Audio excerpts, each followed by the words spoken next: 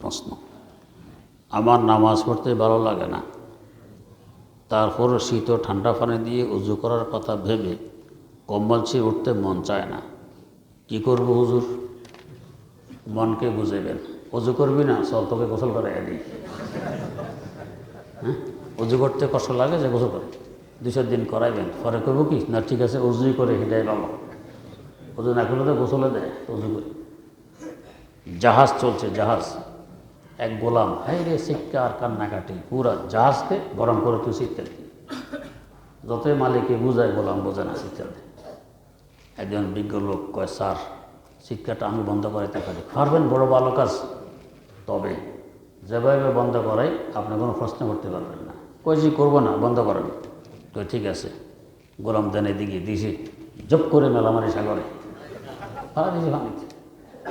হ্যাঁ, কী করলেন? কোনো প্রশ্ন নাই, আগে আমি সত্য করছি, যেভাবে পারি তার কান্না বন্ধ করাবো, প্রশ্ন নেই। এখন হাবুডুবু খায় আর ডুবে মরে, আবার তুলে আনছে।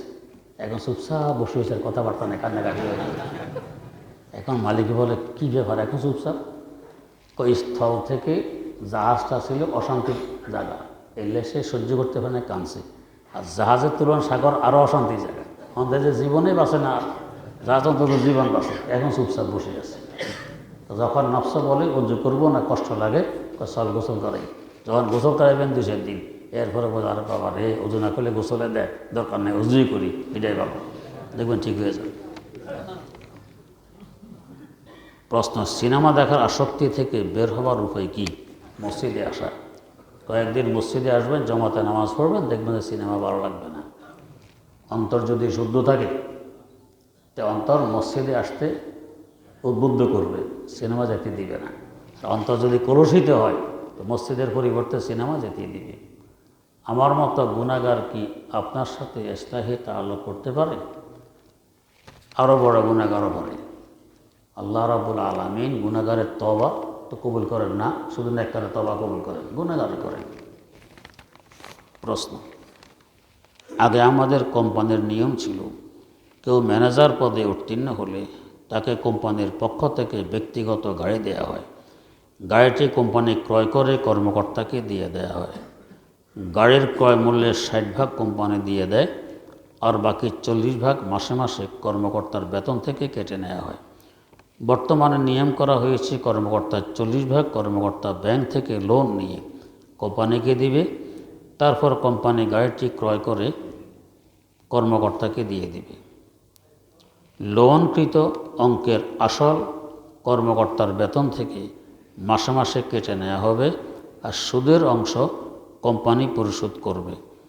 এই অবস্থায় কর্মকর্তার জন্য কোম্পানির ব্যক্তিগত গাড়ি নেওয়া যাবে কি না? উত্তর, জানা যাবে না। প্রশ্ন, সামগ্রিক বিবেচনায় ফেরেশতা জাতি উত্তম নাকি মানব জাতি? উত্তর, নেককার মানুষ আর নেককার ফেরেশতার মধ্যে নেককার মানুষ উত্তম। আর ফেরেশতা কুলের সর্দারদের থেকে মানব কুলের সর্দার নবীরা উত্তম। প্রশ্ন, রমজান মাসে কেহ যদি কোনো রোজাদারকে 1 গ্লাস পানি দ্বারা ইফতার করায়, হাসরের মাঠে আল্লাহ তাআলা তাকে হাউজে কাউসার হইতে 1 গ্লাস পানি পান করাবেন। উক্ত কথা সঠিক কিনা? আমি দেখিনি কোনো কিতাবে।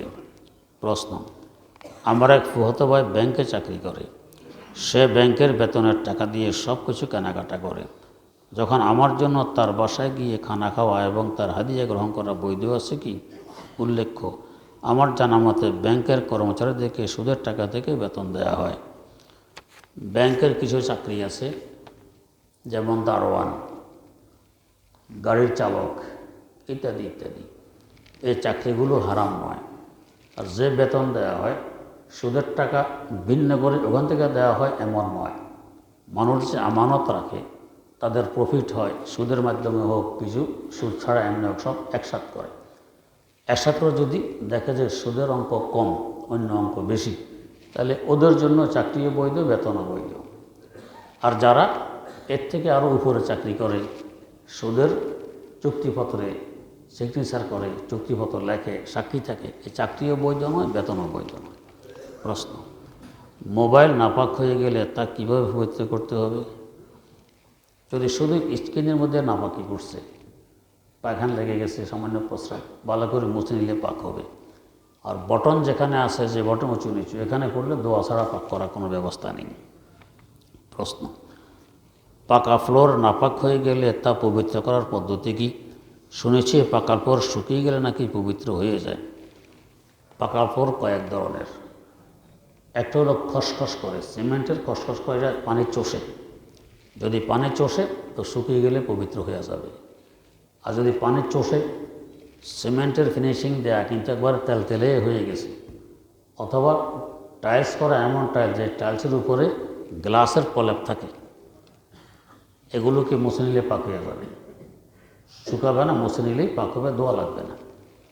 আর যদি গ্লাস আর কি টাইলস এমন হয় যার উপরে গ্লাসের প্রলেপ নেই, তাহলে এগুলো দিতে হবে, দোয়া ছাড়া পাক হবে না। কেউ যদি নামাজের সূরা ফাতিহার মাঝখান থেকে ভুলে এক দুই আয়াত ছুটে গেলে তাহলে তার নামাজের বিধান কী হবে? উত্তর, নামাজ হবে না, সাহু সিজদা দিতে হবে। সাহু সিজদা না দিলে নামাজ পুনরায় পড়তে হবে।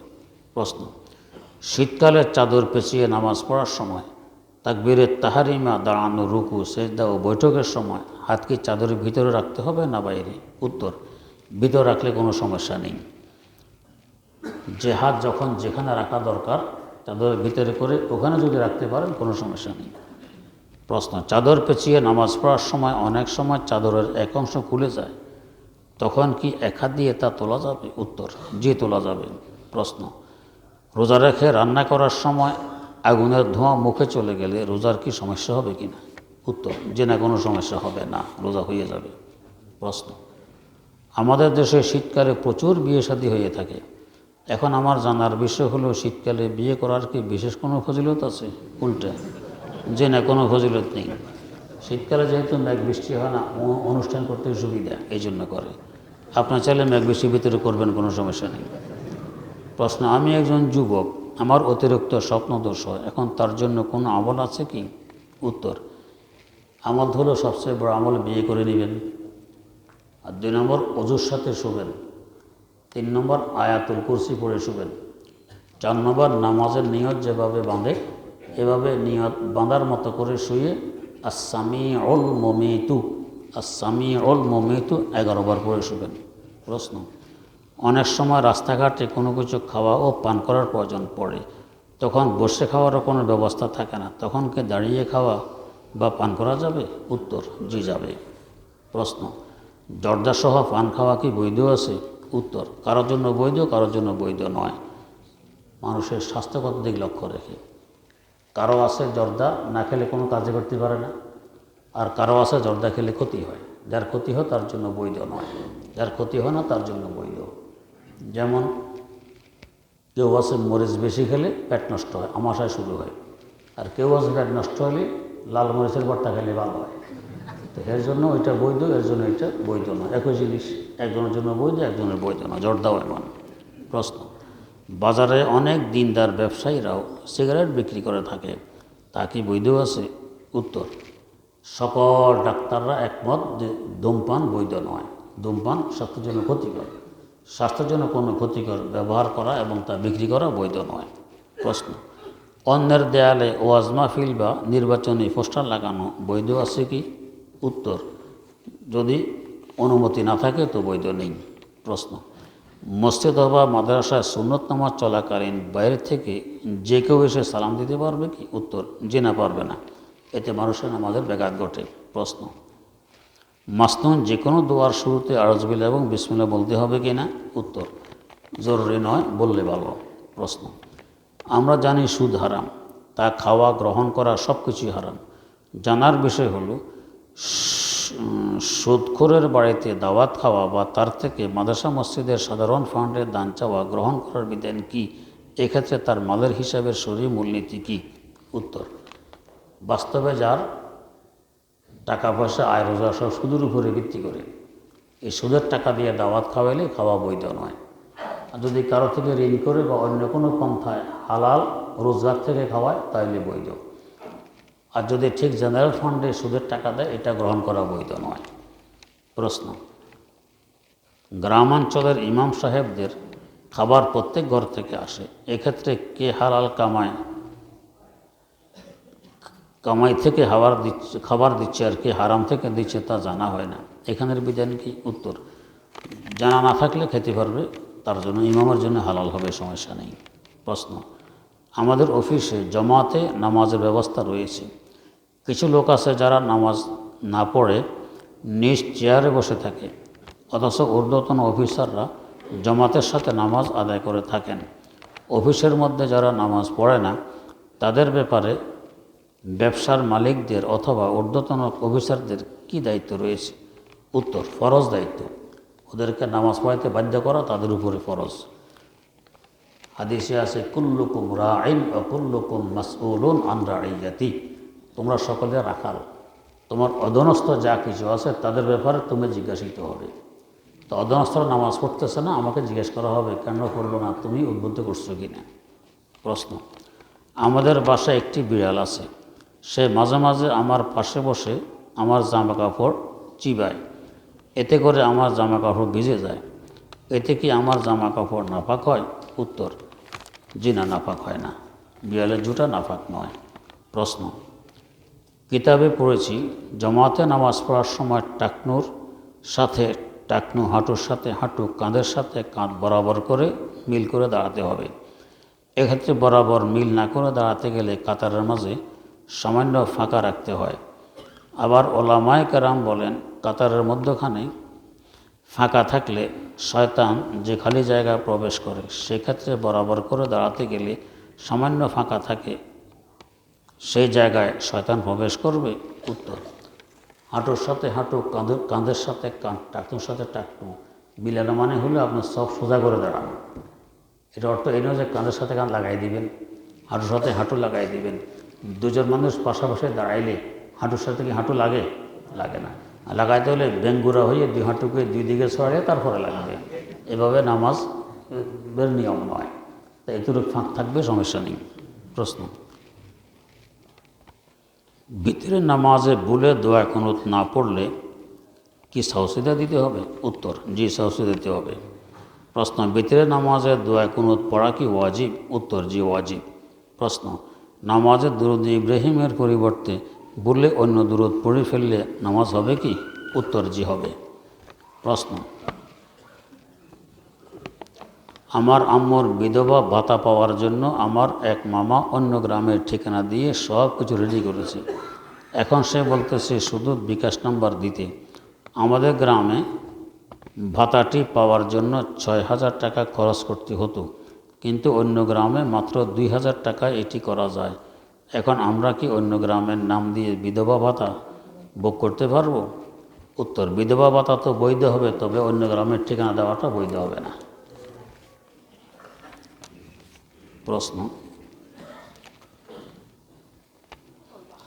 আমি বিয়ের জন্য এক মেয়ের বাবাকে প্রস্তাব দিই, উনি আমাকে দেখা করতে বলে, কিন্তু আমার ভয় হয়, এমত অবস্থা আমার করণীয় কি? দেখা করবেন না, তো বিয়ে হলো না, এমনি থাকবেন, বিয়ে ছাড়া কী করবেন?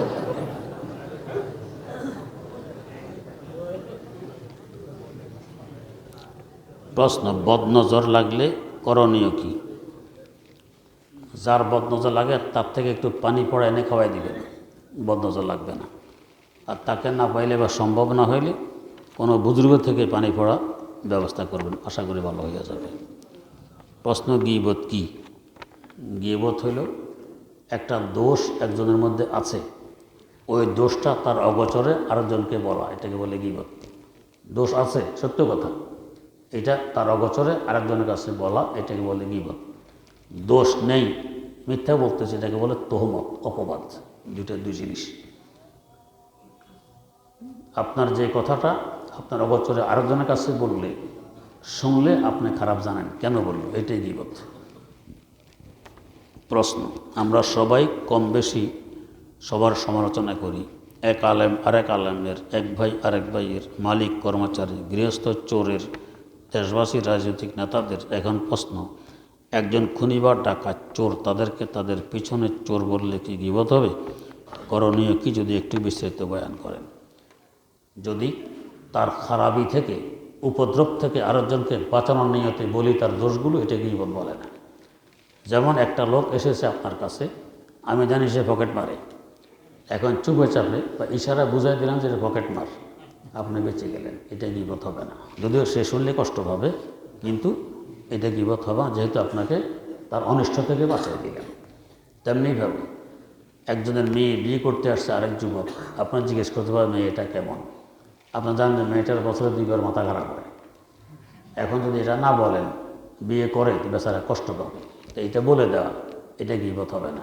যে বছরে 2বার মাথা খারাপ হয়, তো জেনে শুনে করবেন, যদি সহ্য করতে পারেন তো করেন, আর না পারলে এখন এবার দেন, এটা গীবত হয় না। তেমনিভাবে কোনো লিডার বাস্তবে সে সন্ত্রাসী, বাস্তবে জনগণের টাকা মেরে খায়, বাস্তবে জনগণকে কষ্ট দেয়, রাষ্ট্রীয় সম্পদ চুরি করে, আপনি জানেন, যদি আপনি বলে দেন জনসাধারণকে, এটা গীবত হবে না। তার উপদ্রব থেকে বাঁচানোর জন্য বলছেন, এটা গীবত হয় না।